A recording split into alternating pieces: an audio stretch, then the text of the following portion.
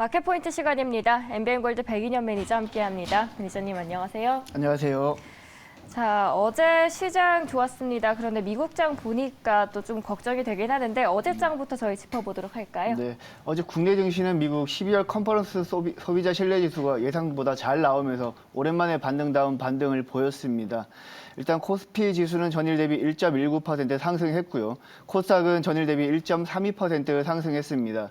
개장 전만 하더라도 마이크론 실적이 생각보다 나쁘게 나오면서 우리나라 증시도 약간 조금 우려스러운 걱정이 있었는데 생각보다 우리나라 증시가 잘 버텨줬고요. 기관은 오히려 삼성전자랑 SK하이닉스를 장중에 집중적으로 매수하는 모습도 보여줬습니다. 그리고 나이키 소비 지표가 나이키의 실적이 생각보다 잘 나오면서 국내 내수 소비주인 음식료, 식품 그리고 의류 관련 종목들도 전반적으로 좋은 흐름을 보였고요. 하지만 이제 지금 새벽에 마감된 미국 증시가 생각보다 안 좋았습니다. 미국 실적이 오히려 3분기 GDP가 오히려 잘 나왔지만 최근에는 호재가 악재로 인식되는 경향이 강하면서 미국이 나스닥이 한 2% 정도 급락을 받았는데요. 오늘 우리 증시도 생각보다 좀 안 좋은 상황에서 출발할 것으로 예상이 되고, 그리고 우리가 그동안 기대했던 제가 방송에서 여러 번 말씀을 드렸는데 대주주 양도세 기준이 현행 10억 그대로 유지하기로 되면서 연말 앞두고 대주주 양도세 회피성 매물도 나올 가능성이 높기 때문에 그 부분도 염두에 두면서 투자 전략을 수립해 나가셔야 될 것 같습니다. 일단 원달러 환율은 1276.2원으로 전일 대비 9.5원 하락하면서 여전히 달러 약세가 이루어지는 모습이고요. 외국인과 기관이 코스닥 시장에서 또 어떤 종목을 많이 매수하고 매도했는지도 한번 살펴보도록 하겠습니다. 외국인 같은 경우에는 코스닥 시장에서 2차전지 양극재 종목인 LNF를 가장 많이 매수했고요. 그리고 현대바이오, 공구음원, YG엔터테인먼트, 하이드로리튬을 가장 많이 매수하는 모습이었습니다. 그리고 코스닥 순매도 상위 종목에는 양극재 종목인 에코프로비엠을 가장 많이 매도했고요. 그리고 CJENM, 오스템임플란트, 에코프로, 삼천단 제약을 가장 많이 매도하는 모습이었습니다. 그리고 기관 같은 경우는 코스닥 시장에서 2차전지 양극재 업체인 LNF와 그리고 에코프로비엠을 집중적으로 매수했고, 그리고 CJENM과 셀트리온 헬스케어, 스튜디오 드래곤 또 매수하는 모습이었고요. 그리고 순매도 상위 종목에는 최근 신규 상장했던 약물 전달 시스템 플랫폼을 보유한 인벤티지랩을 가장 많이 매도했고요. 그리고 솔투룩스, 진성TC, 이노와이어리스, 에이스테크를 가장 많이 매도하는 모습이었습니다. 네, 전체적인 시장 분위기 어제장과 오늘장까지 연결해서 말씀을 해주셨습니다. 오늘 시청자분께서 내일 크리스마스 이브인데 우리 루돌프는 다 해고가 됐고 산타는 잠적을 했다라고 이야기를 하셨습니다. 네. 그런데 산타가 오든 안 오든 저희는 돈을 벌어야 되기 때문에 네. 오늘의 돈을 벌 수 있는 첫 번째 이슈부터 만나보도록 할게요. 네, 첫 번째 돈이 보이는 뉴스 먼저 소개해드리도록 하겠습니다. 최근에 이제 위드 코로나 넘어가면서 중국에서 코로나 확진자가 급증을 하고 있는데요. 관련해서 변이 바이러스가 발생할 가능성이 높아지고 있다라는 내용의 기사입니다. 실제로 지난 2020년 말이었죠. 인도에서 백신 접종이 원활하게 이루어지지 않은 인도에서 델타 바이러스가 발생하면서 전 세계가 한번 충격에 휩싸였는데요. 이번에도 중국 코로나 확진자가 생각보다 가파르게 상승하고 있고, 그리고 중국 같은 경우도 60세 이상 노인들 같은 경우에는 코로나 백신 접종률이 매우 낮고, 그리고 중국산 백신 같은 경우는 예방률이 50%도 안 된다고 합니다. 따라서 최근에 코로나 확진자가 급증하고 있기 때문에 변이 바이러스 가능성에 대해서 전 세계가 주목을 하고 있는 모습입니다. 따라서 관련 종목인 일양약품과 대원제약, 그리고 하나제약, 일동제약, 한미약품 관련 종목들이 수혜를 받을 수 있겠습니다. 이게 좀 외국 백신도 들어오고 잠잠해지나 싶었는데 또 변이 이야기가 나오고 있습니다. 네, 맞습니다. 다양한 종목들을 말씀을 해주셨는데 그 안에서 한 종목 고르신다면요? 오늘 제가 가지고 온 종목은 한미약품 가지고 왔습니다. 제가 코로나 관련해서는 일양약품과 한번 대원제약을 한번 소개해드린 적이 있는데요. 네. 오늘은 한미약품을 가지고 왔는데, 한미약품을 가지고 온 이유는 바로 북경 한미 실적이 최근 가파르게 상승하고 있고요. 실제로 북경 한미에서는 기침 가리약인 이탄진과 이안핑을 생산하고 있다고 합니다. 그리고 올해 2022년 1월부터였죠. 한미약품과 셀트리온이 코로나 경구용 치료제인 라게브리오를 복제약을 이제 본격적으로 우리나라에서 생산을 하기 때문에 직접적인 코로나 관련 종목이라고 보시면 될 것 같고요. 현재 우리나라 같은 경우는 코로나 치료제로 승인받은 게 화이자의 팍스로비드랑 그리고 머크의 라게브리오가 있는데요. 최근에는 일양제약의 조코바 같은 경우도 일본 시장에서 긴급 승인을 추진하고 있기 때문에 수혜를 받을 수 있겠습니다. 한미약품은 3분기 실적도 굉장히 잘 나왔습니다. 바로 북경 한미 쪽 실적이 가파르게 상승했기 때문에 지금 3분기 실적도 굉장히 잘 나온 건데요. 3분기 매출액은 3,421억 원 나오면서 전년 동기 대비 약 13% 급증했고요.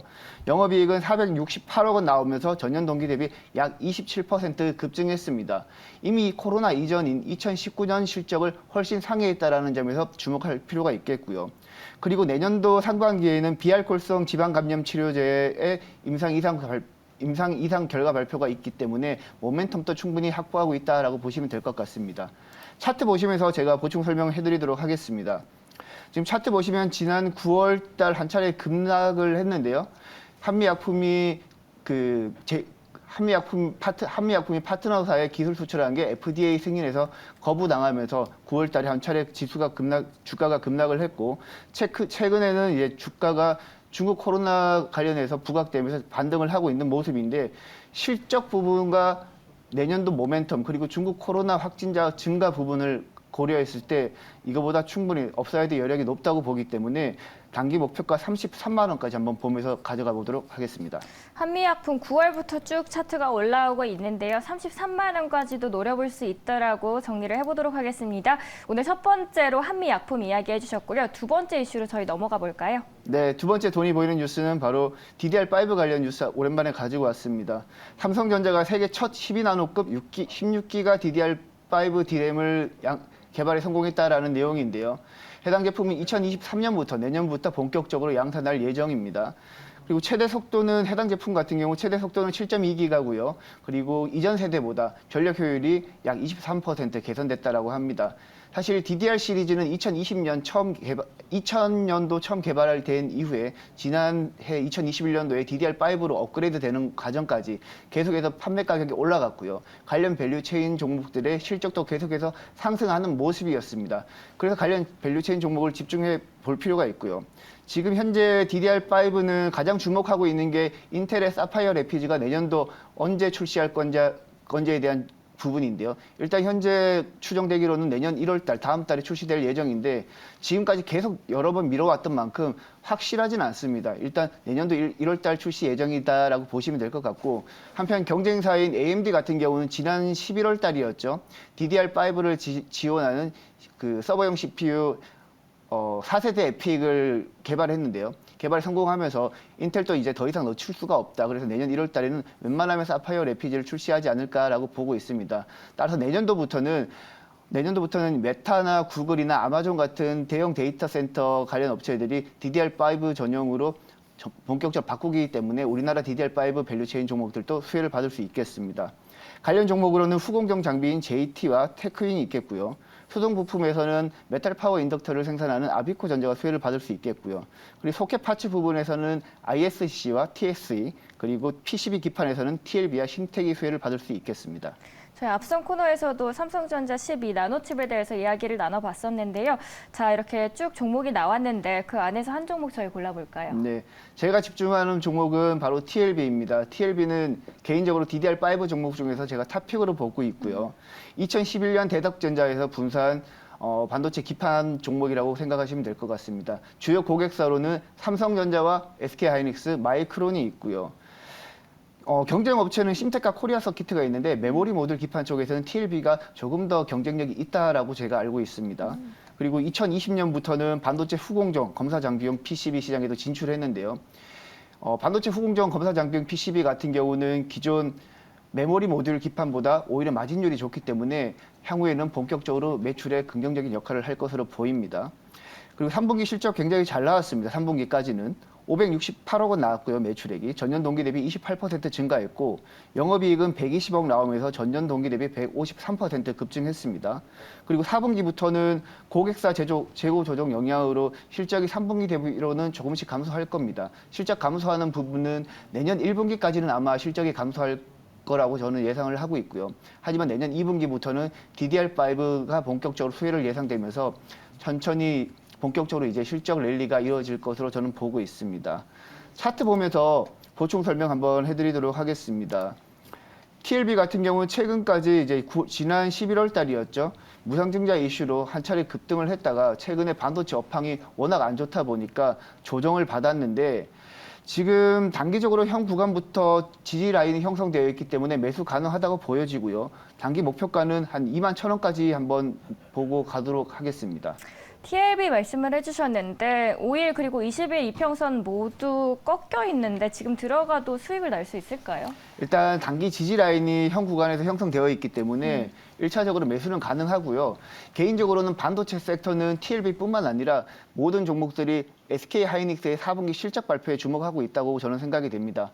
내년 초에 SK하이닉스 실적이 발표되면 반도체 관련 종목들이 한 차례 급락할 가능성이 사실 높습니다. 따라서 지금부터 이제 낙폭이 가다한 종목은 지금부터 서서히 매집해도 되긴 한데 본격적인 매집은 내년 1분기 그리고 주가 상승은 내년 2분기부터 본격적으로 주가 상승이 이어지지 않을까라고 저는 보고 있습니다. 그렇다면 내년 1분기 진짜 저점을 확인을 했을 때 그때부터 조금씩 매수하시는 전략으로 가보시면 좋을 것 같습니다. 두 번째로는 저희 TLB에 대해서 이야기 나눠봤습니다. 자, 오늘 무료 방송 있으신데 어떤 이야기 나눠주실 거고 또 몇 시에 하시나요? 네, 오늘 오후 4시에 무료 방송 진행을 하고요. 오늘 또 뉴스와 재료 매매에 대해서 본격적으로 여러분들께 다뤄보고 그리고 다음 주 우리 시장 전망이랑 그리고 우리가 주목해야 될 내년 2023년 우리가 주목해야 될 종목에 대해서 제가 본격적으로 다뤄드릴 예정입니다. 네, 이렇게 주말 동안 크리스마스 지나고 어떻게 산타가 과연 올지 안 올지 궁금하신 분들도 많으실 텐데요. 이번 백인현 매니저의 무료 방송 통해서 많은 이야기 들어보시길 바라겠습니다.